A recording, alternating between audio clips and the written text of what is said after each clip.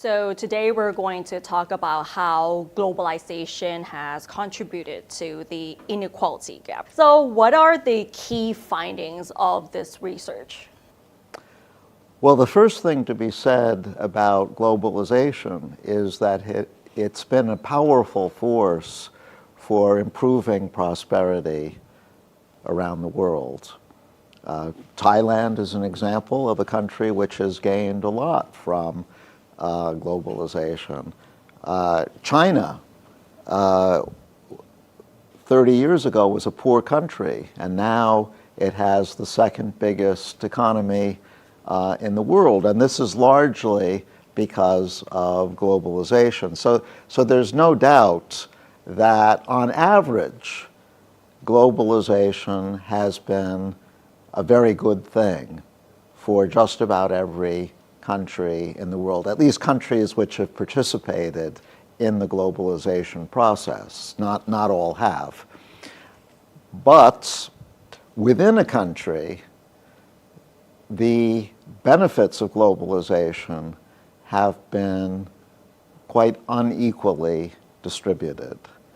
In particular, workers who have skills that are needed by global markets have had many good opportunities for new jobs, higher income, and they've been able to get these opportunities without even having to move, because we live in such a highly connected world.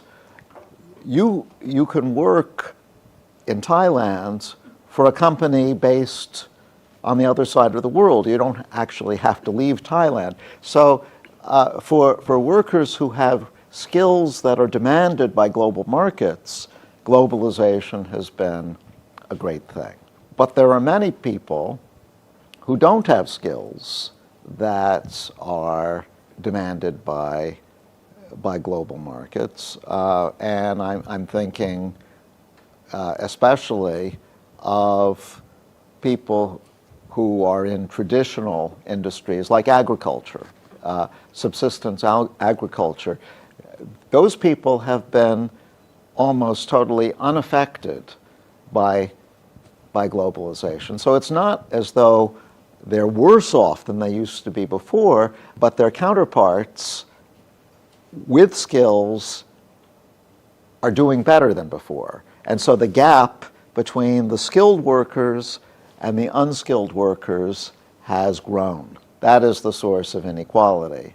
The fact that globalization creates opportunities for some people, but not all people. When we talk about globalization, we often think about bridging the economies, digitalization, and bridging the entire community together. But the problem is that it has increased the level of inequality in some economies as well. Is there a specific region that is the biggest concern? You know, increasing inequality has been a problem almost everywhere in the world. It's true in the United States, it's true in Europe, it's true in South America, it's true in Asia. Thailand, I'm afraid, has one of the biggest inequality gaps in the world, although actually I've been pleased to see that the gap has been actually falling a bit in recent years, which is a good thing. So I think the short answer to your question is no. Inequality is a concern almost everywhere, but I should explain why it's such a concern. It's not just that inequality is a problem in itself. Of course, we don't like the idea of large gaps between different people, but even if we didn't care about those gaps, inequality would still be a problem because it tends to make countries less stable. There's a well-known correlation between a country's political stability and social stability and its levels of equality. Countries with very high inequality or inequality that's growing show a tendency to destabilize. I have to say that even in my own country, the United States, which has historically been thought of as a very stable country, growing inequality has put its political stability in greater doubt. The last 8 years or so have been ones where we have seen the possibility of authoritarianism, which was unthinkable in the United States for hundreds of years, becoming a real possibility. I still think that we're going to resist authoritarianism, but it's not a sure thing anymore. And income inequality, growing income inequality, has had a lot to do with that threat. So you're basically saying that inequality happens pretty much everywhere, even in the United States. Yes. And when we talk about globalization, when we're supposed to bridge the gap between those who are privileged and underprivileged, what is actually missing in this process? What's missing is opportunity for unskilled workers. They don't have the same job prospects that people with good skills have. And that means that the way of solving the problem is to ensure that workers without skills get some skills so that they can enjoy the benefits of globalization as well. So that means job training, education, where the job training and education is focused on jobs that are likely to prosper in the global economy.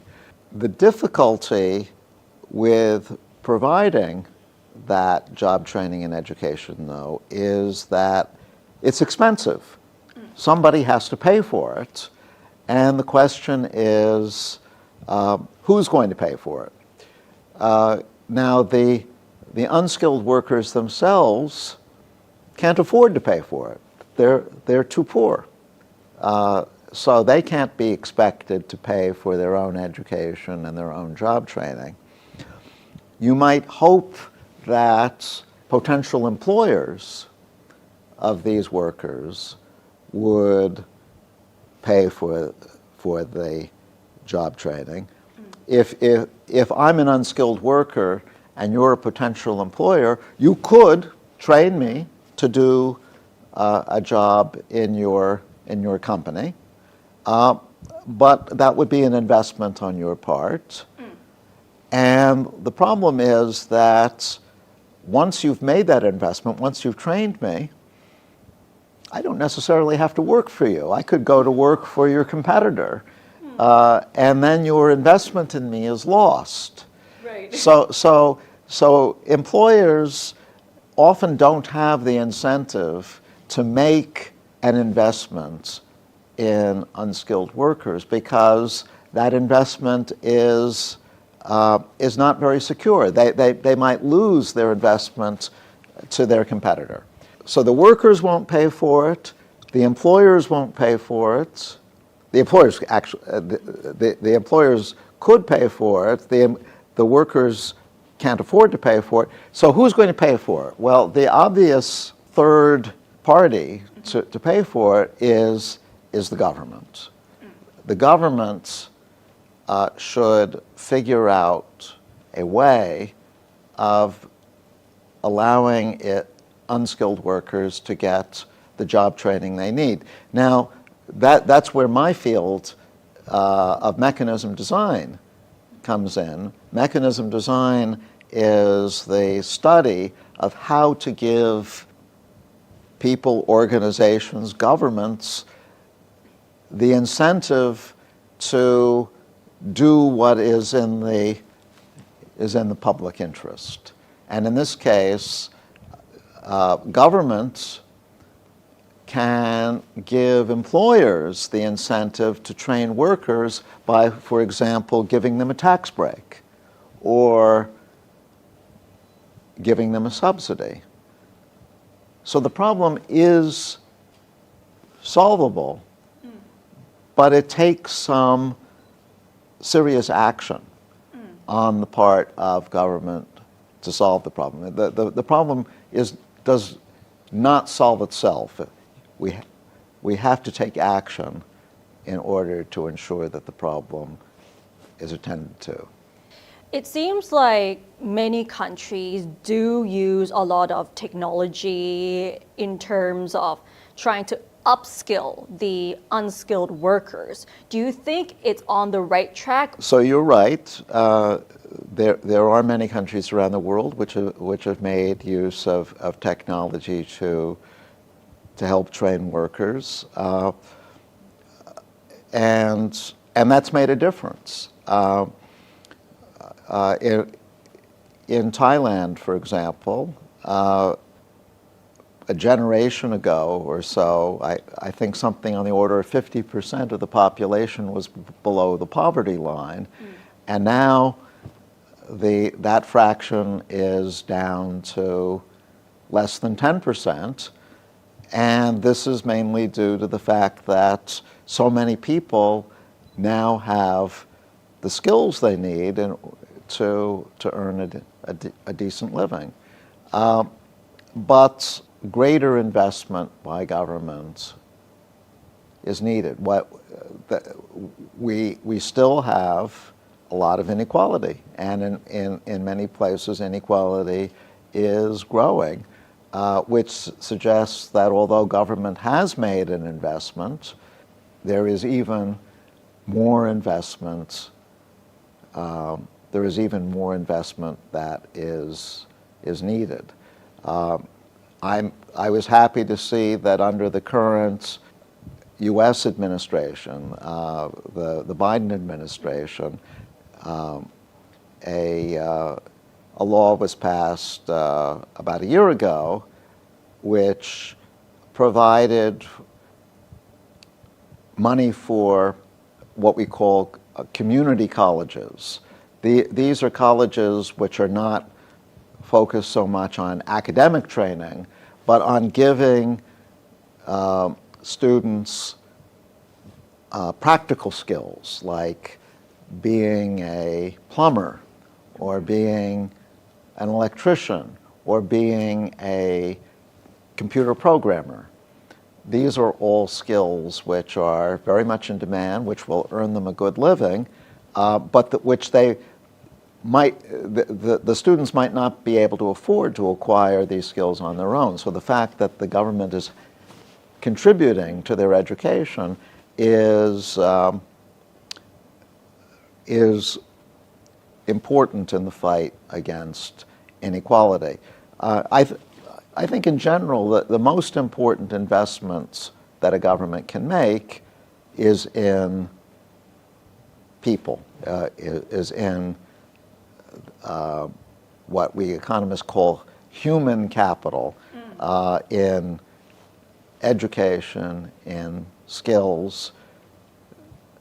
The countries which make the biggest investments in that direction tend to be the countries which do the best economically and also socially. Well, looking back at Thailand, you just mentioned the issue of education, but we would also like to reflect one side of it, is that Thai education, there's a lot of inequality in here because some communities don't have access to quality education, and that means they don't have opportunities compared to those who attended very good schools, international schools. So the opportunities will be different because of the education they receive. So That's right. What would be your advice to the Thai government so that they can actually reduce the inequality gap and also improve the quality of education so that all children can have access to education equally? Well, this can be done in different ways. I think the most straightforward solution for government is some degree of redistribution. That is, if you have two communities, one wealthy and one which is able to provide good education, and another community which is poor and is not providing very good education, you use the tax structure, the tax system, to tax the rich and give some of that money to the poor for the purpose of developing their educational system. That's something that's a strategy which has worked quite well in many countries around the world, and I'm not an expert on Thailand by any means, but I imagine that it could work here too. One last question. What would be the best way to reduce the inequality gap in the world of globalization? And what would be your advice to the Thai government? The general solution to inequality is improving skills. Governments can improve skills in several different ways. One way is to give employers the incentive to train workers, and government can do this by giving tax breaks to companies or giving companies bonuses or subsidies dependent on training workers. But the other thing that government can do is to support institutions like community colleges, which do the training and allow mature workers to stay in the workforce but learn new skills so that they can move to even better jobs.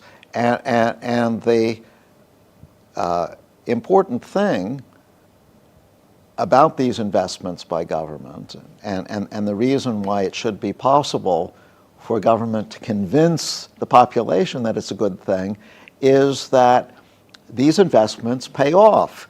When you have a better skilled labor force, you have more wealth.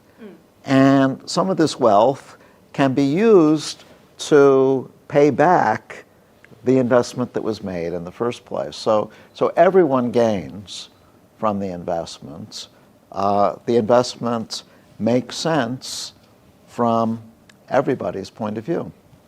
All right, thank you so much for today. ขอบคุณมาก You're ค่ะ welcome.